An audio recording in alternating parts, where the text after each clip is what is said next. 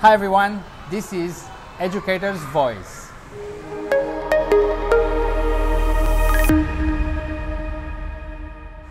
We're here at the Handling Experimental School in Wanjiang, Dongguan with Anna Papic. Hi Anna. Hi. Let's take a walk? Sure, let's go. Right. So, how long have you been in China? 1 year and 3 months. 1 year and 3 months. Do you Yes. like it? I love it. You love it? Yes. Where are you from? I'm from Croatia, from Zagreb, the capital. Okay, so you came directly from there, or have you been living in any other country before? Directly from there. I lived in Canada about a long time ago. Okay, a long time ago. Yes. So you Not love it worth here? mentioning. Oh yeah. All right. And what ages do you teach? I teach year 9. Year 9. Yes. It's high school or? Middle school. It's middle school. Yes. It's like 15 years old. 15, 16, yes. Do you prefer teaching older kids than younger kids? I think my favorite age group would be middle school, yes, definitely. Okay, any reason? Well, yes, they are big enough to be creative and be able to express themselves in many different ways, and they're not high schoolers yet, and that's a pretty tough age group if you ask me. But I've taught it before and I know what I'm talking about. All right, yeah, I think little kids are difficult, no? Yes, that's also another, really kudos to primary school teachers. I think that's also very difficult. You have to have special kind of energy to teach kids that age. Okay. You taught before in other schools in other countries? Only in Croatia. I've been a teacher my whole life, but only in Croatia. Okay. So is there any difference that is very evident for you teaching in China and teaching in Croatia and Europe? Well, kids are kids. They're the same everywhere, I would say, and they need the same things. They look up to the teacher, they need guidance. But when I compare maybe the level of English, that's different. It's a bit lower here and a bit lower than I expected prior to my coming here. Okay, I see. What are your daily challenges teaching in China? Well, daily challenges would include mixed ability classes.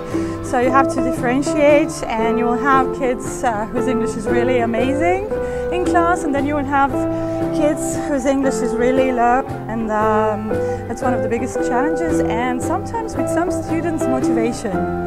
Okay, how do you face this kind of challenge, you know? How does the school face? I guess many schools have this same challenge, right? Yes, I think every teacher faces the challenge. With the English level in China, it's yeah, I can see this, and not the same level in the same class, right? Yes. Are the kids helping each other? A lot of the times, yes. Sometimes you ask, other students to help, stronger students, help weaker students. Sometimes you prepare different sets of materials for the stronger ones, for the weaker ones. There are different things you can do in class. Right, I see. Okay. One thing I like to ask teachers in China, what do you think about the pressure, right? Like, do the parents or the schools, I mean, not just this one, right? From what you observe, do they put too much pressure on kids here? What do you think? That's a tricky question. Yes.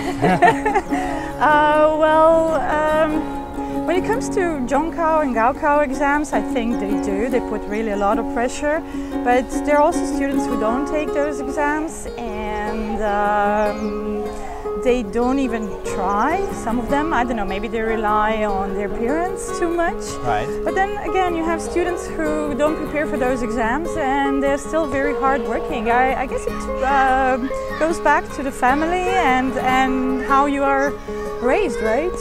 Yeah, and families could be different, right? And I think it's also changing nowadays in China, a bit more to be more competitive. Slowly, yes.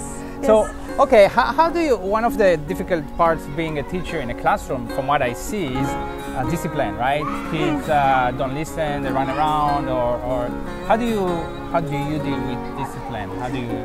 Well, discipline has really never been a problem for me. My kids know, when we play, we play. When we work, we work, and we study hard, and I have high expectations on my kids, and I do push them to study pretty hard, but I also, praise them, I help them, I aid them along the way.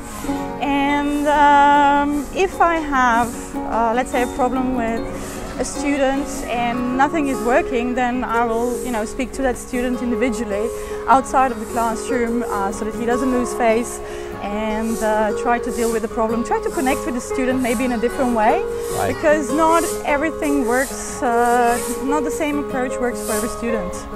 Okay, this is a private school, right? Yes. And did you work back home in public school or private school? Private as well. Private as well? Yes. All right, so you never taught in a public school. I wonder the differences. Yeah, I can help you there. I never wanted to work in a public school, okay. And I think it's easier to work in a private school, but especially back home. I had free reign, and I could be, as creative and imaginative as I wanted, and I really appreciated that, and that's why I chose a private school here as well. So teaching is a life thing for you. Is it for life? Yes. It's for life. Yes, I've been a teacher my whole life. Yeah. And how long do you think you're going to stay in China doing that? Well, as long as I can get the visa. Yeah, that's a good one. All right. Yeah. On that note, we will say goodbye. And this was Educator's Voice with Anna Papic. Bye.